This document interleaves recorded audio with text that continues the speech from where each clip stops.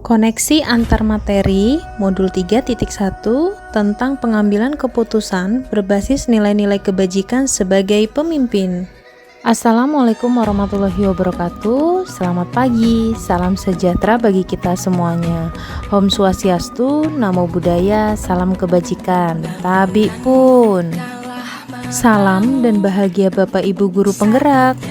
Perkenalkan, saya Noni Perwitosari, calon guru penggerak Angkatan 11 SMP Negeri 7 Tulambong Barat, Kabupaten Tulambong Barat, Provinsi Lampung.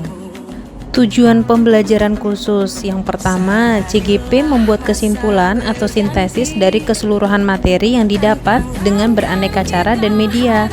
Kedua, CKIB dapat melakukan refleksi bersama fasilitator untuk mengambil makna dari pengalaman belajar dan mengadakan metakognisi terhadap progres pengambilan keputusan yang telah mereka lalui dan menggunakan pemahaman barunya untuk memperbaiki proses pengambilan keputusan yang dilakukannya. Mengajarkan anak menghitung itu baik, namun mengajarkan mereka apa yang berharga atau utama adalah yang terbaik. Bob Talbot. Yang pertama, bagaimana filosofi Ki Hajar Dewantara dengan Pratap Triloka memiliki kaitan dengan penerapan pengambilan keputusan sebagai seorang pemimpin. Filosofi Pratap Triloka Ki Hajar Dewantara yaitu Ing Ngarso Sung Tulodo, Ing Madya Mangun Karso, Tuturi Handayani, yaitu memberikan landasan yang kuat bagi seorang pemimpin dalam mengambil keputusan. Dengan menerapkan nilai-nilai yang terkandung di dalamnya, sebagai pemimpin dapat mengambil keputusan yang bijaksana, efektif, dan berdampak positif bagi organisasi dan masyarakat. Yang kedua, bagaimana nilai-nilai yang tertanam dalam diri kita berpengaruh kepada prinsip-prinsip yang kita ambil dalam pengambilan keputusan. Nilai-nilai yang kita yakini sejak kecil, yang didapat dari keluarga, lingkungan, maupun pendidikan, berperan sangat penting. Nilai-nilai akan membantu kita menentukan apa yang paling penting dalam situasi. Misalnya, jika seorang sangat menghargai keberhasilan, maka ia akan cenderung memilih opsi yang paling mungkin membawa kesuksesan, meskipun opsi tersebut mungkin tidak sesuai dengan nilai-nilai lainnya. Yang ketiga, bagaimana materi pengambilan keputusan berkaitan dengan kegiatan coaching atau bimbingan yang diberikan pendamping atau fasilitator dalam perjalanan proses pembelajaran kita, terutama dalam pengujian pengambilan keputusan yang telah kita ambil. Apakah pengambilan keputusan tersebut telah efektif? Masih adakah pertanyaan-pertanyaan dalam diri kita atas pengambilan keputusan tersebut?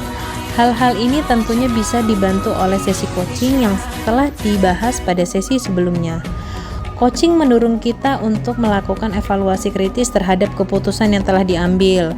Melalui serangkaian pertanyaan yang telah diajukan oleh pendamping, kita diajak untuk merenung kembali atas alasan dibalik keputusan tersebut, serta dampaknya terhadap tujuan yang ingin dicapai. Coaching merupakan alat yang sangat berguna untuk membantu kita mengembangkan kemampuan pengambilan keputusan. Dengan adanya bimbingan dari seorang pendamping, kita belajar dari pengalaman, mengidentifikasi arah yang perlu diperbaiki, dan pada akhirnya menjadi pengambilan keputusan yang lebih baik. Yang keempat, bagaimana kemampuan guru dalam mengelola dan menyadari aspek sosial emosionalnya akan berpengaruh terhadap pengambilan suatu keputusan, khususnya masalah dilema etika. Kemampuan guru dalam mengelola dan menyadari aspek sosial emosionalnya adalah kunci dalam mengambil keputusan yang etis dan bijaksana.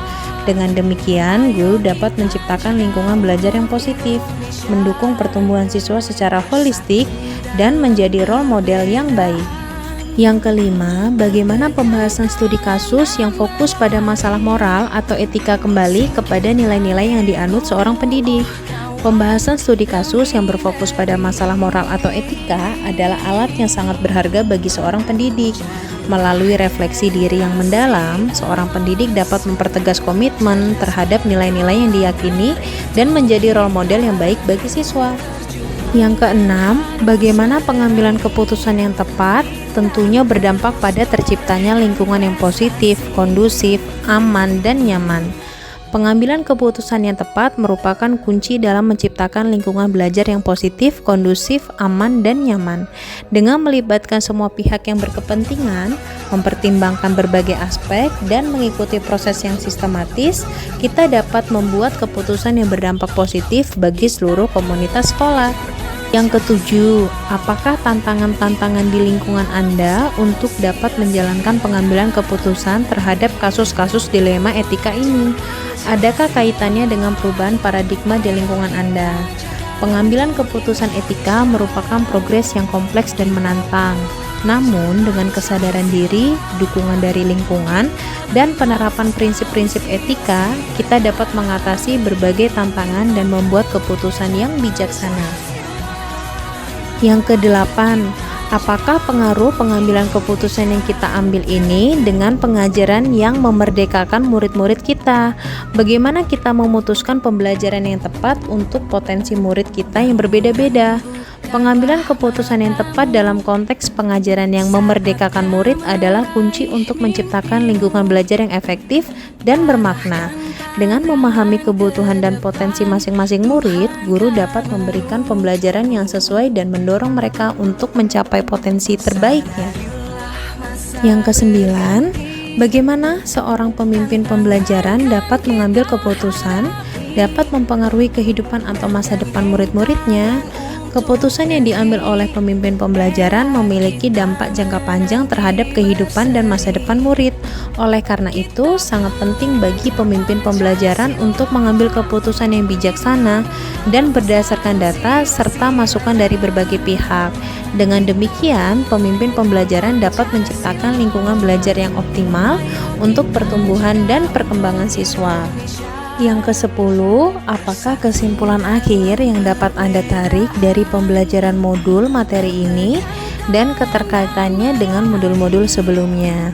Kesimpulan umum modul 3.1 tentang pengambilan keputusan yaitu pentingnya pengambilan keputusan yang berbasis nilai, dampak keputusan terhadap peserta didik, proses pengambilan keputusan, faktor-faktor yang mempengaruhi pengambilan keputusan, dan keterkaitan dengan konteks pendidikan.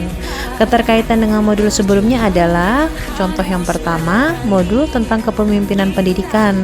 Modul ini menghubungkan konsep kepemimpinan yang telah dipelajari sebelumnya dengan praktik pengambilan keputusan sehari-hari dalam konteks sekolah.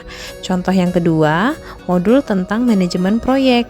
Modul ini mengembangkan pada konsep perencanaan proyek yang telah dipelajari sebelumnya dan memberikan panduan praktis dalam menghadapi tantangan yang muncul selama pelaksanaan proyek.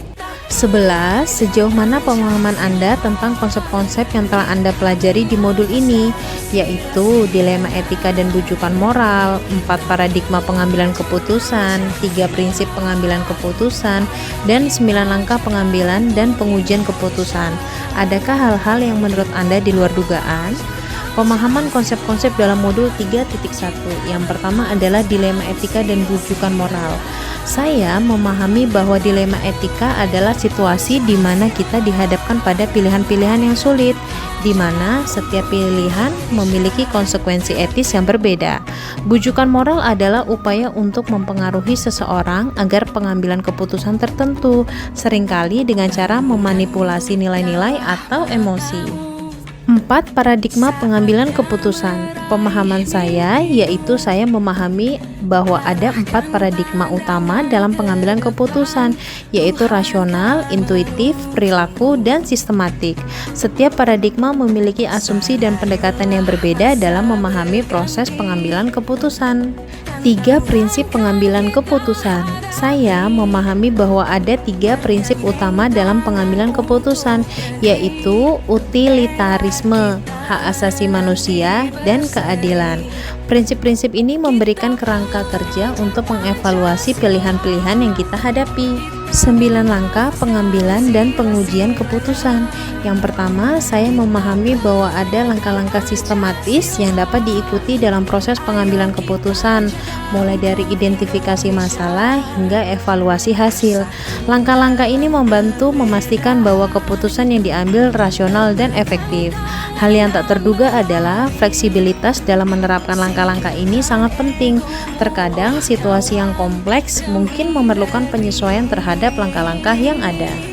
12. Sebelum mempelajari modul ini, pernahkah Anda menerapkan pengambilan keputusan sebagai pemimpin dalam situasi moral dilema? Bila mana pernah, apa bedanya dengan apa yang Anda pelajari di modul ini? Sebelum mempelajari modul 3.1 tentang pemahaman kita tentang pengambilan keputusan dalam situasi dilema moral, mungkin lebih intuitif dan kurang terstruktur. Pengambilan keputusan berdasarkan insting dan perasaan, mendapatkan pengaruh oleh tekanan sosial atau opini orang lain, dan kurang mempertimbangkan konsekuensi jangka panjang serta mengabaikan aspek etika. Setelah mempelajari modul 3.1, pemahaman dan pendekatan kita dalam pengambilan keputusan dalam situasi dilema moral akan mengalami perubahan yang signifikan. Saya lebih sistematis dalam mengambil keputusan, lebih sadar akan dilema etika, lebih mampu menganalisis konsekuensi, lebih objektif dalam mengevaluasi pilihan, lebih percaya diri dalam mengambil keputusan, dan lebih terbuka terhadap masukan dari orang lain. 13. Bagaimana dampak mempelajari konsep ini buat Anda? Perubahan apa yang terjadi pada cara Anda dalam mengambil keputusan sebelum dan sesudah mengikuti pembelajaran modul ini? Modul 3.1 memberikan kita alat dan kerangka kerja yang berharga untuk menghadapi kompleksitas pengambilan keputusan. Dengan menerapkan pengetahuan yang diperoleh dari modul ini, kita dapat menjadi pengambil keputusan yang lebih baik, lebih bijaksana, dan lebih bertanggung jawab. Yang terakhir, seberapa penting mempelajari topik modul ini bagi Anda sebagai seorang individu dan Anda sebagai seorang pemimpin? Modul 3.1 memberikan landasan yang kuat untuk pengambilan keputusan yang efektif dan etis, baik sebagai individu maupun sebagai pemimpin. Mempelajari modul ini adalah investasi yang sangat berharga. Dengan memahami konsep-konsep yang diajarkan dalam modul ini, kita dapat membuat keputusan yang lebih baik, mencapai tujuan kita, dan berkontribusi secara positif pada masyarakat. Penting untuk diingat bahwa pengambilan keputusan adalah sebuah proses yang terus-menerus.